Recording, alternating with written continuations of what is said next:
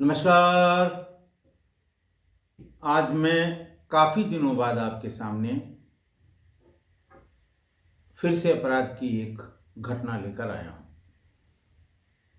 आज कई दिनों से मैं कुछ जैसे सीज़नल तबीयत नासाज होती है, तबीयत नासाज हो गई। कुछ कारणवश मुझे 2 अलग-अलग जगहों पर लखनऊ के बाहर जाना पड़ा, जिसके कारण आपके सामने मैं नहीं आ पाया। और अब थोड़ी-सी तबीयत ठीक होने के बाद आज फिर मैं आपके सामने पुरानी अपराध की घटना लेकर आया हूँ। प्रदेश वही मध्य प्रदेश, जिला सीहोर, भौरुंदा कस्बा है। सीहोर का बड़ा कस्बा है। नारायण सिटी एक कॉलोनी है, थाना है नसरुल्लागंज। हुआ कुछ यूँ कि 14 जुलाई 2024 को रात करीब 9:30 बजे डॉक्टर राहुल डांगी, जो भरूच प्राथमिक स्वास्थ्य केंद्र के उस समय ड्यूटी पर मौजूद डॉक्टर थे, उन्होंने थाने को फ़ोन किया, बल्कि इंस्पेक्टर नसरुल्लागंज को फ़ोन किया। थाने का और पुलिस का समन्वय रहता है। इस तरह की घटनाएं अगर कोई होती हैं, तत्काल किसी को ले जाना होता है अस्पताल में, तो अस्पताल और थाना ये कम से कम ग्रामीण क्षेत्रों में एक दूसरे को अच्छी तरह जानते हैं। डॉक्टर डांगी ने इंस्पेक्टर को ये बताया कि साहब अभी अभी एक लड़की, नाबालिग लड़की, जिसे कई गोलियां लगी हैं, गांव वाले उसको लेकर आए हुए हैं, जो मृत हो गई है। और उसकी माँ को भी गोली लगी है, जिसमें एक गोली सिर में लगी है, बेहोश है, सीरियस है, लेकिन अभी जीवित है और अस्पताल में हम उसका प्राथमिक इलाज करने की कोशिश कर रहे हैं, क्योंकि उसे हर हाल में भोपाल ही रेफर किया जाना है। सूचना बहुत गंभीर थी, बहुत गंभीर थी। और इस गंभीर सूचना पर थानाध्यक्ष अपने तमाम कारकुनों के साथ, हम तमाम जो लोग मौजूद रहे होंगे, सब इंस्पेक्टर, रास्ते भर वायरलेस से फॉरेंसिक टीम को इत्तला की गई, वरिष्ठ अधिकारियों को इत्तला की गई, क्राइम ब्रांच को इत्तला की गई, डॉग स्क्वाड को इत्तला की गई, क्योंकि एक नाबालिग बच्ची की गोली लगने से हुई मृत्यु का मसला था। खैर, तुरंत करीब 10 बजे के आसपास भरूंदा के उस नारायण सिटी कॉलोनी में पुलिस पहुंच गई, थाना नसरुल्लागंज की। और वहाँ पर उन लोगों ने देखा कि ड्राइंग रूम में सोफे पर उसकी लड़की की 17 वर्षीय किशोरी सरिता की सरिता पड़ी हुई है, और उसकी माँ भी पास में ही फर्श पर पड़ी हुई है। आनन फानन में पुलिस ने तुरंत उनको एम्बुलेंस के जरिए प्राथमिक स्वास्थ्य केंद्र भिजवा दिया था। जब तभी ये सूचना प्राथमिक स्वास्थ्य केंद्र से थाने पर आई थी। जब मौके पर पुलिस पहुंची तो लोगों ने बताया सब वहाँ की, साहब यहाँ भी इसकी लाश पड़ी थी, यहाँ ये पड़ी हुई थी, और आपस में इन लोगों में संघर्ष के निशान भी लग रहे थे। ऐसा लग रहा था कि जैसे कोई तीसरा व्यक्ति था, जिससे इन दोनों एक बच्ची ने और महिला ने संघर्ष भी किया था। घर में दो और बच्चे थे। माँ जिसको गोली लगी थी, उसका एक और बेटा जिसका नाम उदय था, करीब 19 वर्ष का, और एक बेटी 15 वर्ष की, वो भी मौके पर मौजूद थी। उन लोगों ने भी अपनी बात बताई कि कैसे कैसे उन लोगों को पता लगा। घटना का जो तारतम्य इन दोनों चश्मदीदों ने बताया, वो ये बताया कि रात कोई 8:30 बजे पानी बहुत बरस रहा था उस दिन, और 8:30 बजे की बात होगी। दरवाज़ा पूरा भिड़ा हुआ नहीं था, लेकिन सन्नाटा था। पानी बरसने में लोगों का आवागमन कम होता है, गाड़ियों का शोर भी कम होता है। तो बहरहाल वो चुपचाप कोई उस दरवाजे को खोल कर भीतर आया, और सोफे पर बेटी जो सरिता थी वो बैठी हुई थी। आते ही उसको 3 गोलियां मारी। पहली गोली के बाद ही वो चीख पड़ी। माँ ललिता वो किचन में थी, वो भाग कर आई और उसने उसकी रिवॉल्वर या पिस्टल जो भी अग्नेयास्त्र थे उस आदमी के हाथ में, मुंह में उसने कपड़ा ढक रखा था, काले कपड़े पहन रखे थे। तो वो उसको छीनने की कोशिश की तो उसे भी 2-3 गोलियां मार दी गईं। 6 गोलियां जब चली, माँ और बहन की चिल्लाने की आवाज़ आई तो भीतर वाले कमरे में उदय, जो 19 साल का था, ललिता जी का बेटा था, और उनकी बेटी 15 वर्ष की, वो भाग के आई।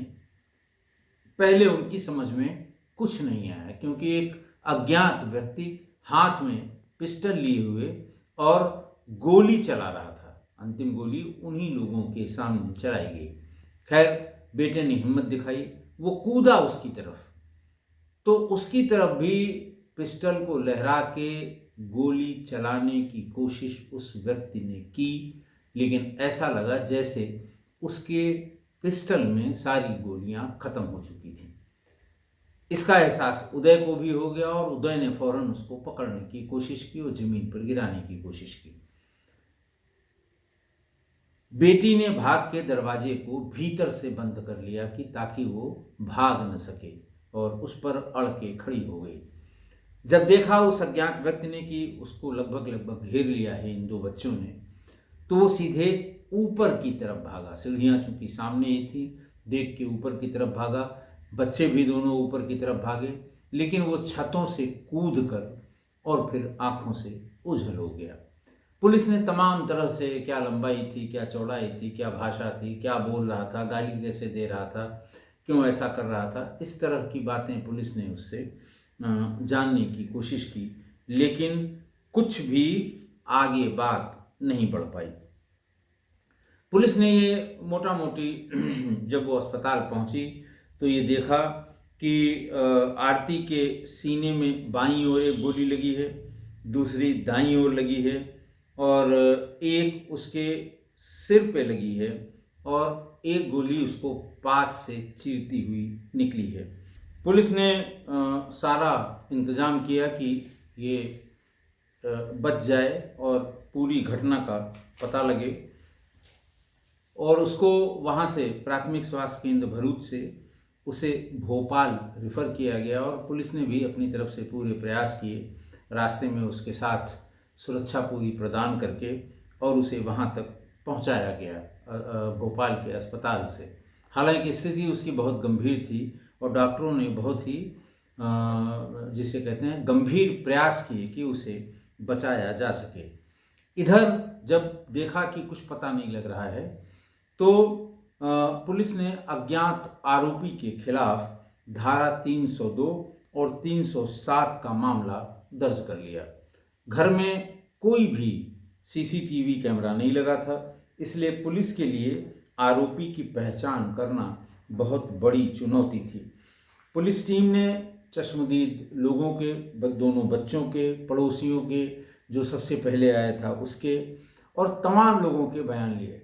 इसी बीच में इस परिवार, इस दंपत्ति के पड़ोस की रहने वाली तारा त्रिपाठी से जब पुलिस ने पूछताछ की तो उन्होंने बताया कि मैं उस घर से चीखने के, उस घर के यानी ललिता जो घायल हैं उनके पति का नाम इंदर था, तो उन्होंने कहा कि मैं उस घर के, इंदर कीर उनका नाम था, तो उस घर के बगल से गुजर रही थी, तभी बच्चों की चीखने की आवाज़ भी आई और गोली की भी आवाज़ मैंने सुनी। मैं उस तरफ भागी, तभी काला कपड़ा पहने हुए एक शख्स मुझे धक्का मारता हुआ घर से निकलकर भागा। सिर्फ एक ये इंडिपेंडेंट एविडेंस इसे कहते हैं, घर वाले दोनों बच्चे ही थे, दोनों बच्चों ने जो बताया, उसके अलावा इस तीसरी महिला ने इस बात की तायीद की कि अकेला आदमी था और उसने काले कपड़े पहने हुए थे। अब पुलिस जैसे अंधे उसमें गोता लगा रही थी कि क्या दिक्कत थी, क्या परेशानी थी, और कोई पुरानी रंजिश तो नहीं थी, लेन देन की रंजिश नहीं थी। 2 लड़कियां हैं जवान, तो आशनाई का कोई एंगल तो नहीं था। तो बहरहाल पुलिस कहीं तक पहुंच नहीं पा रही थी। ललिता कीर को होश नहीं आ रहा था, लेकिन धीरे धीरे डॉक्टर उसको, पुलिस को बताते रहे कि नहीं साहब, अब करवट ले ली है, अब वो बोल सकती है, अब आप आ सकते हैं। पुलिस गई और पुलिस ने वहाँ इत्मीनान से बैठ के, कोई ज़बरदस्ती पूछने की बात नहीं। जब उसकी आँख खुलने लगी और वो सामने वाले को थोड़ा थोड़ा देखने पहचानने लगी, तब पुलिस वाले को देखकर उसे थोड़ा सा भरोसा हुआ और उसने अपनी पुरानी जो याददाश्त है उसको टटोलते हुए उसने फिर सही दिशा दी, जिससे फिर जांच की दिशा ही बदल गई। पुलिस ने उससे जब पूछना शुरू किया तो ललिता ने ये बताया कि ये कोई शख्स अनजान शख्स नहीं था, ये कोई अज्ञात व्यक्ति नहीं था, ये प्रभु सिंह दायमा था, जो गांव का ही रहने वाला है।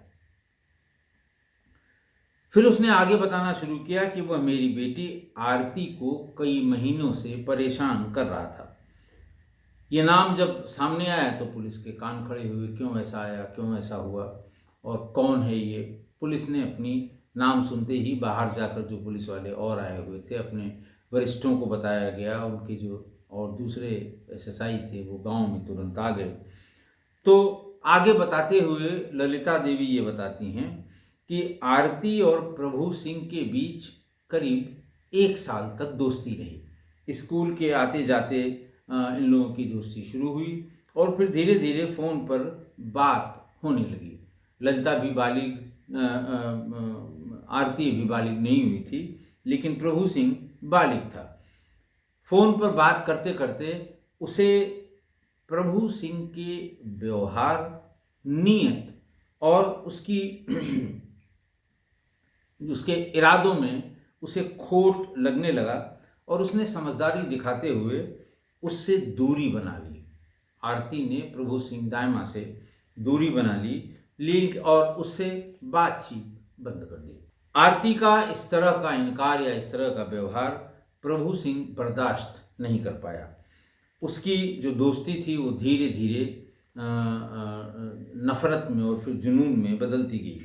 उसके बाद वो धमकियां देने का सिलसिला उसने शुरू किया और पीछा करने लगा। स्कूल आते जाते वो उसका पीछा करने लगा, रास्ते में ज़बरदस्ती रोक कर उससे बात करने की कोशिश करने लगा और बात करने का दबाव भी बनाने लगा। रास्ते में इस तरह की परेशानी जब वो पैदा करने लगा तो आरती ने अपने माता पिता को ये बात बताई। परिवार ने इस बात को नज़रअंदाज नहीं किया, करना भी नहीं चाहिए और कभी नहीं करना चाहिए। रास्ते में कोई टोका टाकी कर रहा है किसी बच्ची के साथ, लड़की के साथ, तो कभी इसको हल्के में नहीं लेना चाहिए। माँ बाप ने दोनों ने पुलिस में जाके इस बात की शिकायत दर्ज कराई और एक मुकदमा लिखाया।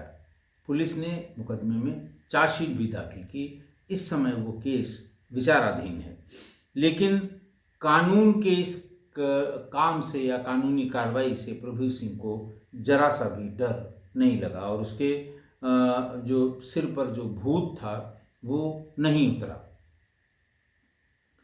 प्रभु सिंह की सनक इस हद तक बढ़ गई कि वो कीर परिवार को मानसिक रूप से प्रताड़ित करने लगा और कभी भी कोई मौका आता था बाजार में, घर में, मोहल्ले में, तो वो इन लोगों को बदनाम करने की या परेशान करने की कोई कोशिश ऐसी नहीं थी जो वो छोड़ता हो जरा सा भी मौका लगने पे।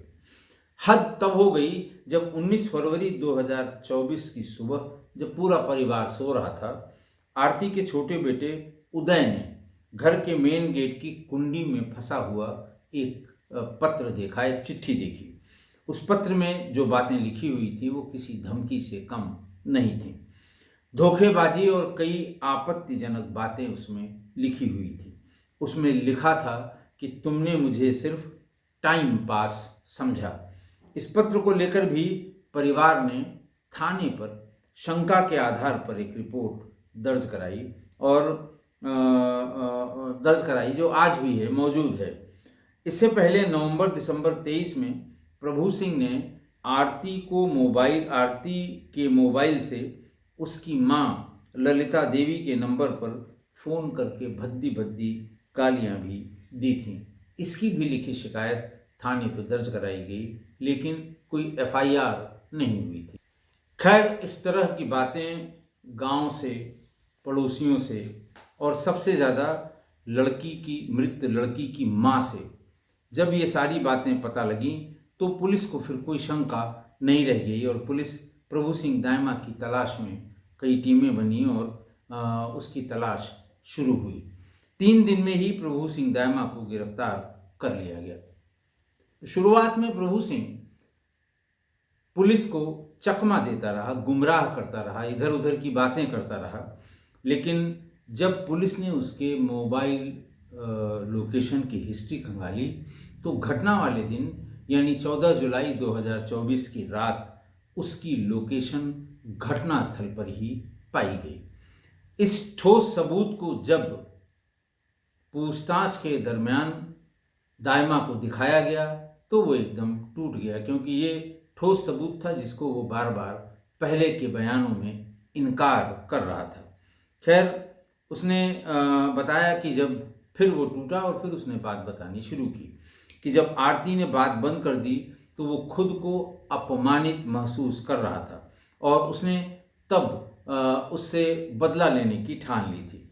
इस खौफनाक वारदात को अंजाम देने के लिए उसने सौरभ नाम के एक व्यक्ति से 24,000 रुपये में एक अवैध रिवॉल्वर और 6 कारतूस खरीद लिए।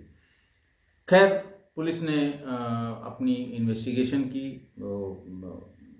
बरामद किया। कारतूस 6 के 6 मिल गए, खोखा कारतूस।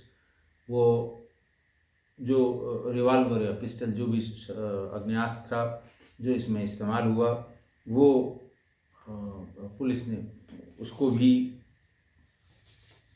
कब्जे में लिया। अब ट्रायल शुरू हुआ। ट्रायल में आरोपी प्रभु दाइमा ने खुद को बचाने के लिए एक दूसरा पैंतरा खेला। उसने कहा, उनके वकील ने कहा कि साहब ये अपराधी नहीं है, ये मानसिक रूप से विक्षिप्त है और बिना सोचे समझे अपनी मानसिक अस्थिरता के कारण उसने इतनी बड़ी घटना कारित की है। बहरहाल, तमाम बयानों और सबूतों के बाद न्यायालय ने उसके इस बात को खारिज कर दिया कि ये मानसिक रूप से विक्षिप्त है। कोर्ट ने टिप्पणी की कि कोई भी मानसिक रूप से विक्षिप्त व्यक्ति इतनी सटीकता से योजना नहीं बना सकता। वो अवैध हथियार और कारतूस खरीदकर घर में घुसकर सटीक निशाना लगाकर एक की हत्या और दूसरे पर जानलेवा हमला नहीं कर सकता। ये एक सोची समझी और पूर्व नियोजित साजिश है जो आरोपी की आपराधिक मानसिकता को दर्शाता है। ये कोर्ट की टिप्पणियां हैं, न कि उसकी मानसिक अस्वस्थता को। बहरहाल, कोर्ट में ललिता, उसके बेटे उदय, दूसरी बेटी ने प्रभु सिंह के खिलाफ गवाही दी और ज़्यादा गवाही वही मौके की गवाही, एक तरह की गवाही, क्योंकि ये सभी मौके पर मौजूद थे। उन्होंने उस रात की सारी बातें सिलसिलेवार तरीके से बताईं और बताया और ये साबित किया कि गोली चलाने वाला व्यक्ति प्रभु सिंह दाइमा ही था। पुलिस ने सबूत के तौर पे वो धमकी भरा पत्र, थाने की वो पुरानी शिकायतों की रिसीट्स जो उनको मिली थीं, गवाहों के बयान से ज़्यादा बढ़कर मोबाइल लोकेशन का रिकॉर्ड जब पुलिस ने विवेचना में प्रस्तुत किया तो फिर ये पूरा मामला पानी की तरह साफ हो गया। सभी सबूतों और गवाहों के बयान के आधार पर न्यायालय ने प्रभु सिंह दाइमा को आरती कीर की हत्या धारा 302 आईपीसी, तब की आईपीसी में था, और उसकी मां ललिता कीर पर जानलेवा हमला करने आईपीसी की धारा 307 का दोषी पाया गया। कोर्ट ने उसे उम्र कैद की सजा सुनाई। हालांकि रिवॉल्वर बेचने के आरोपी सौरभ सिंह के खिलाफ ठोस सबूत नहीं मिल पाए, जिसके चलते उसे संदेह का लाभ देकर कोर्ट ने बरी कर दिया। आज की घटना देखिए, प्रेम में असफल एक व्यक्ति ने अपने आप को युद्ध के मैदान का हारा हुआ योद्धा मान लिया और प्यार के इस खेल को युद्ध मानते हुए नाबालिग से नाबालिग प्रेमिका से बदला लेने के लिए उसके हत्या की एक कोल्ड ब्लडेड साजिश रची, यानी पूरे शांत मन से उसने एक साजिश रची। जबकि ये इस तरह की बात होनी नहीं चाहिए। प्यार को कभी भी युद्ध के समान नहीं माना जा सकता, मानना भी नहीं चाहिए। लेकिन होता क्या है कि और प्यार युद्ध होता भी नहीं है, लेकिन हमेशा यही होता रहा है कि जब किसी जोड़े का प्यार सफल हो जाए तो उसे प्रसंग कहा जाता है, और जब प्यार असफल हो जाए तो कम से कम जिनके बीच ये प्यार असफल हुआ है वो उसको एक युद्ध मान लेते हैं, जैसे रणक्षेत्र में हारे हों, चाहे वो लड़का असफल हुआ हो, चाहे वो लड़की असफल हुई हो। और फिर वही एक डायलॉग कि साहब वो इंतकाम की आग में जलने लगे, इस धोखे से वो इंतकाम की आग में जलने लगते हैं, और फिर जो उसका हश्र होता है वही हश्र होता है। ऐसे किसी भी प्रकरण का जिसमें प्यार को युद्ध मान के और फिर दूसरे को हानि पहुंचाने की कोशिश की जाने लगे, उसका वही अंजाम होता है जो आज की घटना में अंजाम कारित किया इसने, लड़के ने, प्रेमी ने, और वो बच्ची, नाबालिग बच्ची, वो जान से गई और उसके माता पिता को, उसकी माता को इतना कष्ट सहना पड़ा। तो अब ये मॉडर्न दौर है, ये जैसे कह लें ये 24 की घटना है, इस तरह की बहुत सी घटनाएं हैं। बहुत सी घटना मैंने आपको बताई भी हैं कि जरा सी बात पर अगर प्रेमी प्रेमिका अलग हुए हैं तो एक दूसरे के खून के प्यासे हो जाते हैं। पुरानी कथाओं में प्यार को इस तरह कभी देखा ही नहीं गया। आप किसी की भी जो लव स्टोरी कहते हैं, प्रेम कथा कहते हैं, हीर रांझा को की कथा को आप देखिए कि हीर को जहर देकर मारा गया तो रांझा ने भी जहर खाकर ही प्राण त्यागे। किसी से बदला लेने नहीं गया वो कि किसने हमारी प्रेमिका को जहर दिया है। सोहिनी महिवाल को देखिए, दुनिया दोनों के पीछे पड़ी थी। सोहिनी नदी पार करते हुए कच्चे घड़े में डूब गई और महिवाल भी वहीं कूद कर मर गया। सूसी पुन्नू की ये कहानी है। रेगिस्तान पार करते समय पुन्नू को शशि ढूंढती रही और फिर रेगिस्तान में रेत के तूफान में वो भीतर दब गई, मर गई, और पुन्नू की शोक में ही पुन्नू शोक में मर गई वो सूसी। लैला मजनू, लैला की मृत्यु पर मजनू कब्र पर रोता रोता मर गया। ये प्रसंग थे पहले के।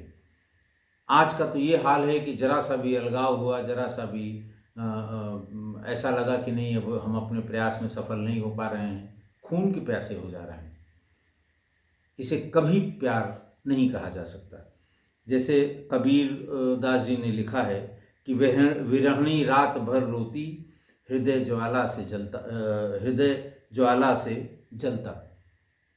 विरह यानी अलग होने का दर्द है, और कोई आज का नहीं है, सभी पुराने कथानकों में इसका जिक्र है।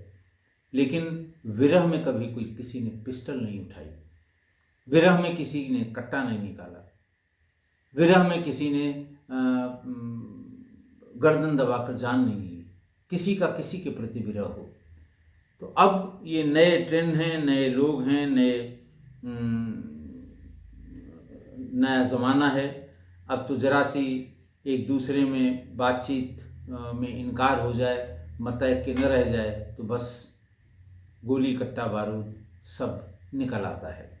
वो कहते हैं न कि गालिब ने कहा है कि इश्क ने गालिब निकम्मा कर दिया, वरना हम भी आदमी थे काम के। तो अब उस ज़माने में गालिब ने वैसे लोगों के लिए कहा था, अब कहाँ निकम्मे रह गए। अब तो ज़रा सी बात हुई, पिस्टल या रिवॉल्वर खरीदी सबसे पहले लड़की को मार दिया। तो ये बहुत ही अनफॉर्चुनेट है, बहुत ही ख़राब बात है। और इस तरह का व्यवहार प्रेमी और प्रेमिका के बीच नहीं हो सकता, लेकिन अब यही चलन है। और जिसे कहते हैं ना कि यही प्यार की नई परिभाषा गढ़ी गई है कि असफल कैसे हुए, वो हमारी न हुई तो हम किसी की नहीं होने देंगे। इस तरह की बातें हैं। आशा है आप मेरी इस बात से सहमत होंगे। आज के लिए इतना ही। बहुत बहुत धन्यवाद।